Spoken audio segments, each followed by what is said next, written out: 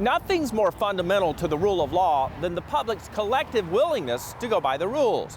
But some people find ways to cheat and steal because they discover the rule enforcers we hire to protect us simply won't make them stop. It's going to be Thornton pulling on the Interstate West. Looks like a dealer tag of David 3144.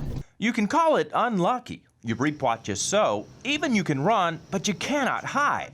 But on this night, you can't call it Regina Stevenson. That's because she's not Regina Stevenson. Her name is Curena Stones, a prolific thief who takes money for selling people cars over the internet. Automobiles she repeatedly fails to deliver. The reason I stopped you is I couldn't see the tag because the tag light's out. And the lies are about to begin because she doesn't want to get locked up. What's your birthday? 8/14/78. All right, and you got a license to Alabama, Georgia, what? Georgia. Okay.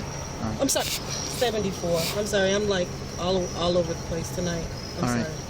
4 years ago, Stones was sentenced to 10 years in prison for stealing nearly $7,000 from this woman, Brenda Roberts. But the court offered Stones probation if she'd pay Brenda back. She swore to a judge she would, but never did. She's so good at lying. I mean, she's smooth and... Matter of fact, one is in one of the cars at Manheim, and one is in the red Cadillac. Brenda, how does it feel to watch her squirm? I mean, you know, I don't wish anything bad on anybody, but she brought all this on herself, and now she's paying. She's got to pay the piper. That's what we thought. You ever been arrested before? But our story is about to veer down a very different highway. Curena Stone's arrest that night did trigger a chain of events that made it appear her chickens were finally coming home to roost. Inside investigations informed prosecutors of at least 5 victims who've paid Stones tens of thousands of dollars for cars she failed to deliver. It isn't what I paid for. I've never seen the car. I've been had. I have been had. There's no telling how long she's been doing this and how many people are really affected. But instead of holding her accountable, the courts quietly rewarded Stones for her 4-year run from the law, as well as her failure to pay her victims tens of thousands of dollars in court-ordered restitution by rolling all of her lengthy sentences into one 8-month term.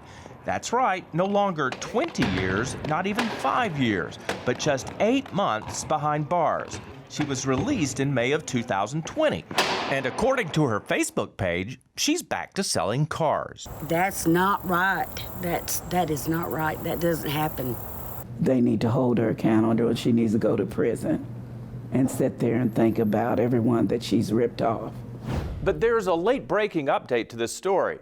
When one of the judges responsible for giving Stones repeated breaks discovered she wasn't paying restitution, he signed another warrant for her arrest. We'll let you know what the system will or will not do when she's taken into custody.